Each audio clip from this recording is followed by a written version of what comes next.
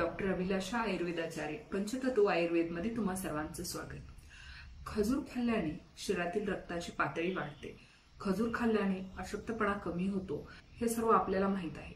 आता आपण आयुर्वेदाने खजुराबद्दल काय माहिती सांगितलेली आहे, खजूर खात असताना कोणती सावधानता बाळगली पाहिजे आणि खजूर हे कशा पद्धतीने सेवन केले पाहिजे याच्याबद्दल आपण आता माहिती घेणार आहोत। योग्य माहितीसाठी व्हिडिओ शेवटपर्यंत नक्की पहा। आवडल्यास लाईक, शेअर आणि कमेंट जरूर करा। चॅनलवर जर नवीन असाल तर जरूर सबस्क्राइब करा। आयुर्वेदाने खजूर हा गुरु आणि स्निग्ध गुणाचा सांगितलेला आहे। म्हणजे खजूर हा पचनासाठी जड आहे आणि त्याच्यामुळे शरीरामध्ये आलेला कोरडेपणा कमी होतो। खजूर हे स्निग्ध असल्यामुळे हिवाळ्याच्या दिवसांमध्ये खजूर खाल्लेला चांगला असतो, त्यामुळे शरीरामध्ये आलेला जो कोरडेपणा आहे तो कमी होतो। खजूर हा पचनासाठी जड आहे, त्यामुळे ज्या लोकांची पचनशक्ती चांगली नाहीये अशा लोकांनी खजूर हे कमी प्रमाणामध्ये खावे। शक्यतो खजूर हा रात्री पाण्यामध्ये भिजत घालावा आणि सकाळी त्याचं उपाशीपोटी सेवन करावं। सुरुवातीला एक खजूर पासून सुरुवात करावी आणि जेव्हा आपल्याला खजूर पचायला सुरुवात होईल तेव्हा आपण त्याचं प्रमाण वाढवू शकतो, परंतु जास्तीत जास्त 4 खजूर आपण दिवसातून खाऊ शकतो। त्यापेक्षा जास्त खजूर हे एका दिवसामध्ये खाऊ। आपल्याला खाल्लेला खजूर पचत आहे किंवा नाही हे कसं समजून घ्यावं। जर खजूर खाल्ल्यानंतर आपल्याला पोटामध्ये गॅसेस होत आहेत, पोट फुगल्याप्रमाणे वाटत आहे, अपचन झाल्यासारखं वाटत आहे, तर आपल्याला खाल्लेले खजूर हे पचले नाहीये असा याचा अर्थ होतो। आणि जर खजूर खाल्ल्यानंतर आपल्याला पोटामध्ये गॅसेस होणं किंवा ऍसिडिटी होणं किंवा पोटामध्ये काही खाल्लेले नसतानाही पोट गच्च वाटणं अशा प्रकारचा त्रास जर आपल्याला होत नसेल तर आपल्याला खजूर पचत आहे असं समजावं। खजूर सेवन करण्याची विधी काय आहे किंवा कशा पद्धतीने खजुराचं सेवन केलं पाहिजे ते आपण जाणून घेऊया। सर्वप्रथम 2 ते 3 खजूर हे रात्री झोपताना स्वच्छ पाण्याने धुवावेत, त्यातलं बी काढून टाकावं आणि ते पाण्यामध्ये रात्री भिजत घालावं। सकाळी उठल्यानंतर ते खजूर आपण सेवन करू शकतो। त्याचबरोबर त्याच्यासोबत असणारं जे पाणी आहे तेही आपण सेवन करायचं आहे।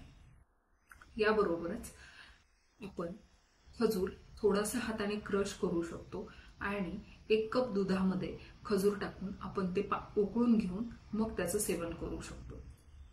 किंवा आपण खजूर हा तुपासोबतही सेवन करू शकतो। ज्या लोकांची पचनशक्ती कमजोर आहे त्यांनी शक्यतो खजूर हा भिजत घालूनच सेवन करावं।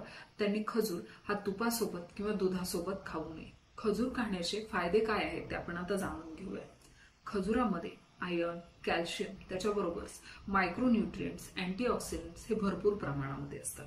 त्यामुळे शरीराला एक पोषक आहार किंवा पोषक घटक म्हणून आपण खजुराकडे पाहू शकतो। जर आपल्याला आजारी पडल्यानंतर अशक्तपणा आलेला असेल तर आपण रोज सकाळी 1 ते 2 खजूर जर सेवन केले तर आपल्याला वाटणारा अशक्तपणा हा कमी होतो।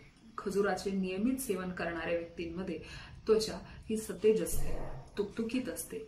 अशा लोकांमध्ये अँटी एजिंग असं काम खजूर करतो, त्याच्यामुळे वार्धक्यामुळे त्वचेवर होणारे जे परिणाम आहेत ते लवकर दिसून येत नाही। जर आपल्या शरीरामध्ये लोहाचं प्रमाण कमी असेल आणि त्याच्यामुळे आपल्याला जर पांडू किंवा अॅनिमिया सारखा त्रास जाणवत असेल तर आपण नियमित स्वरूपामध्ये खजुराचं सेवन केलं पाहिजे।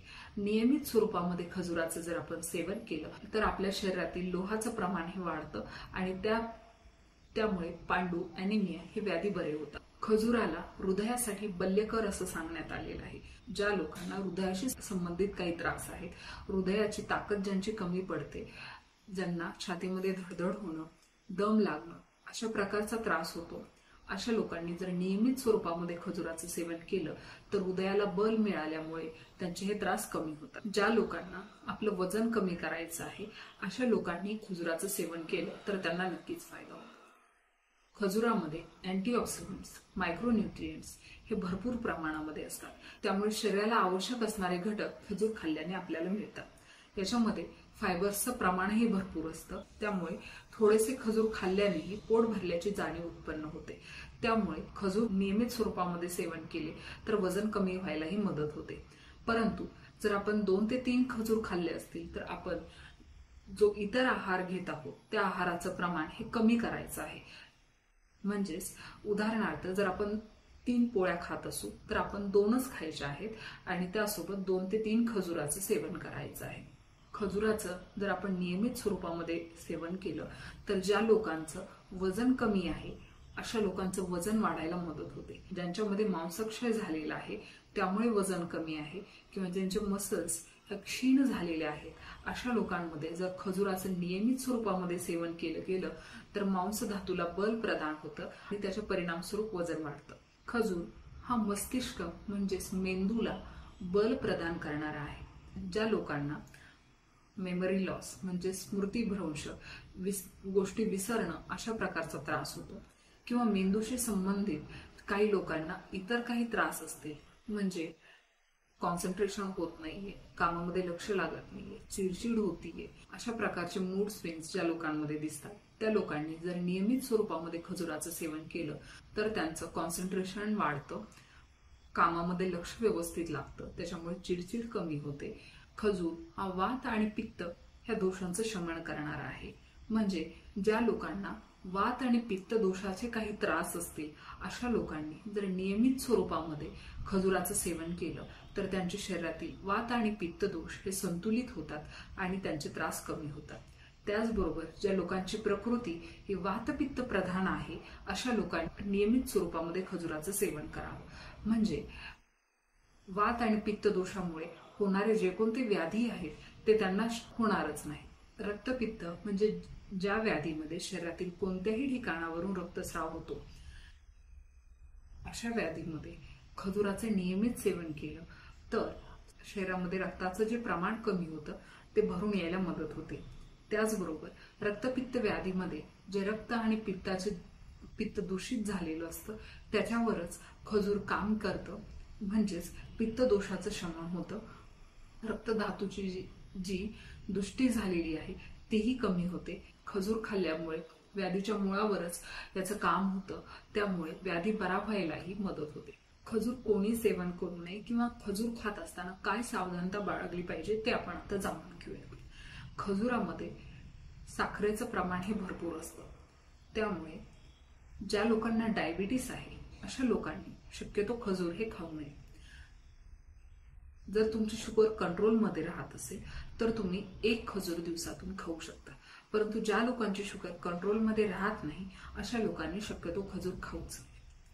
त्याचबरोबर खजुराचं सेवन करत असताना खजूर हे कमी प्रमाणामध्ये खावे।